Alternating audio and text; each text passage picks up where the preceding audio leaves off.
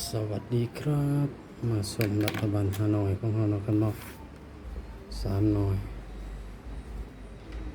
เมื่อวานนี้เราบ่ได้ลงเนาะครับเราลงบ่ทันบ่มีเวลาเนาะครับเนาะมา3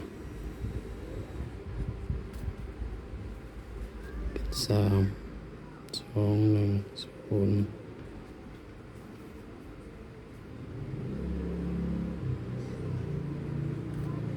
03 4 5 6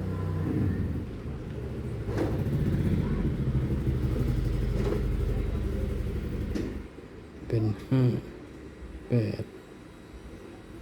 9ครับเนาะเขียนมาตอนนั้นเนาะครับ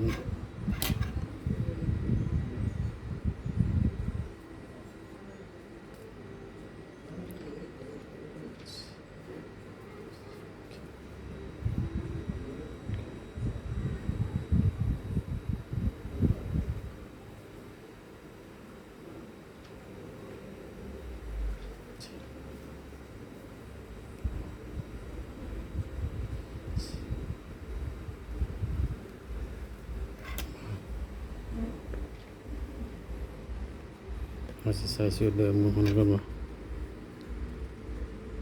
เดิมมา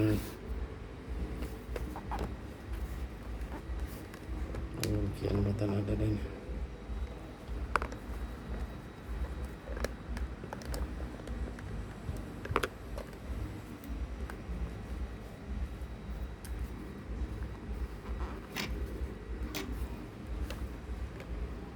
เราสิเขียนแล้วจะค่อยขยับเนาะ8 9เขียนมาตอนนั้น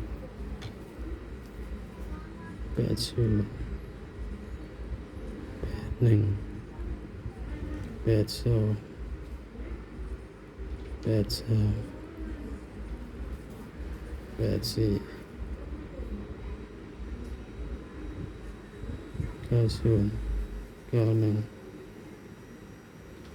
92 93 944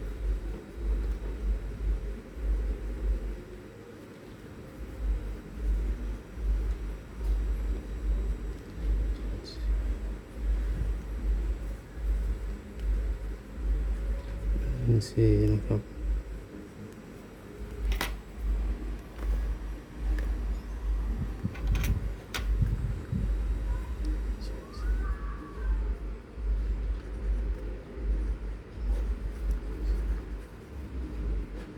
43นะครับ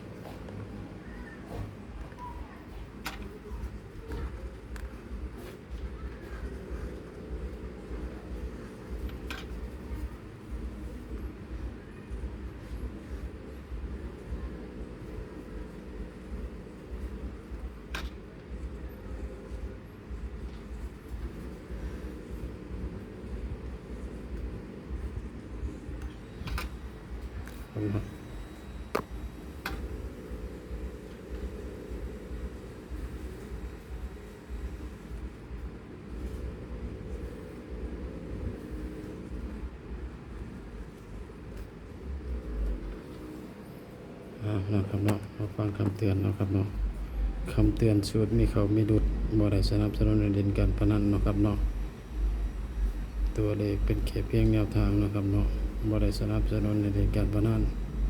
ถ้าผิดพลาดประการใดขอโทษขออภัยนะครับเนาะพิจารณาให้ดีก่อนนำไปใช้นะครับเนาะทางส่งกับบ่ได้แม่นถึงขนาดว่า